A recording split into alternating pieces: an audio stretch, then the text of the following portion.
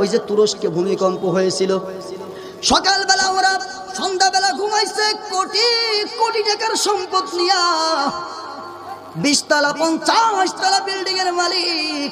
আমার ভাইয়েরা lakh crore crore billion million টাকা বান্ডিল গুলা নিয়ে, ওরা নোট গুলা নিয়ে, চেক গুলা নিয়ে রাতের বেলা ঘুমাইলো।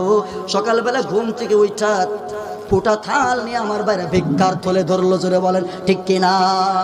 এর দ্বারা বোঝা যায় ও গোটা বিশ্বের মানুষ আল্লাহর সাথে বড়াই করে জীবনেও কেউ টিকতে পারে না, তোরাও পারবি না। এজন্য ধনী হয়েছো, বড়াই করার কিচ্ছু নাই। টাকা হয়েছে, গরিবের উপরে হুকুম চালায়ও না। এখন ধনী আছো, কালকে তুমি সন্ধ্যা হতে আগেই তুমি গরিব হয়ে রাস্তার ভিখারি হতে পারো। কাজেই তুমি এখন টাকা আছে, পয়সা আছে, যা পারো আল্লাহর রাস্তায় কিছু একটা করে যাও।